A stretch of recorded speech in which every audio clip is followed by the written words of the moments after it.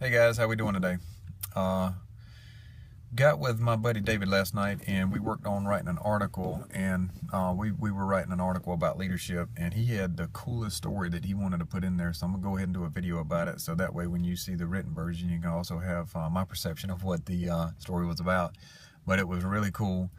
It was talking about how when it comes to leadership, you can have good leaders, you can have bad leaders. You can have, well, actually, the story went into the aspect of Navy SEALs and how they train.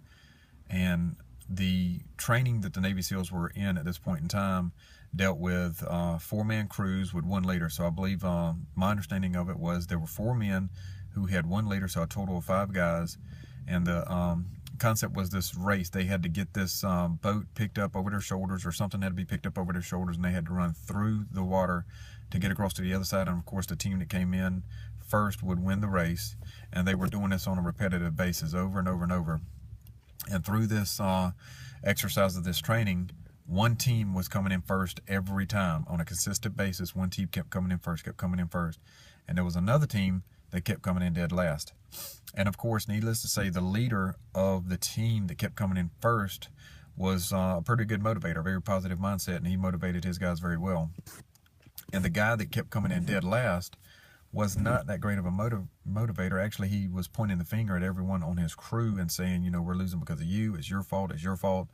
So he kept blaming them and pointing fingers at them, as opposed to seeing what he can do within himself to become a better leader, a better motivator to get his team to win. So, much to the dismay of the winning leader, the leader that was winning all the races, the drill sergeant, or whatever it's called in the SEALs, the guy that was doing the training, overseeing it, he said, all right, now the leader of the winning team is going to switch boats or switch crews with the team that is losing. So, of course, the leader of the losing team was very happy with this. He's like, all right, great. This is my opportunity to prove to the drill sergeant that it's not my fault. It's the crew's fault. They're the reason I'm losing.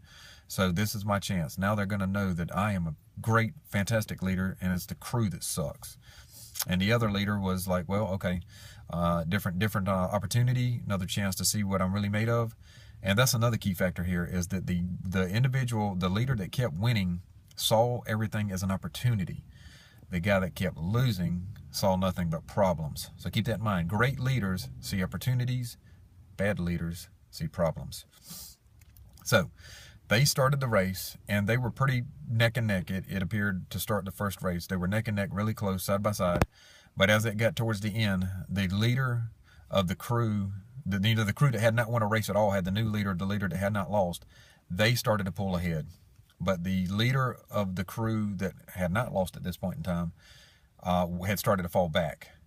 So needless to say, the crew that had not won a race yet ended up winning this race. And then, you know, the leader obviously was the biggest problem on the team that continued to lose and also lost this last race. So if in your mind, just keep in your mind that leaders do have a huge impact on the teams that they lead. Teams will continue to follow suit with the type of person their leader is. As you can see in the example or the true story of the Navy SEAL training, the leader that pointed fingers and saw nothing but problems continued to see problems, and I'm sure after he lost this race continued to say, all right, it's still not my fault. There's something wrong with these guys.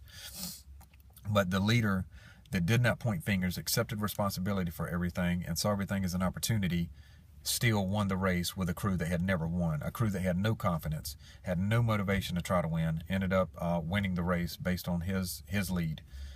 And that was a story that David told last night in his writings of the article, and I thought it was awesome. It just had to be shared, so that's for you guys. If you're a leader or you're wanting to be a leader, keep in mind there are only opportunities, there are no problems. And your team will be only as good as you are at that point in time. All right, guys, take care. Love y'all.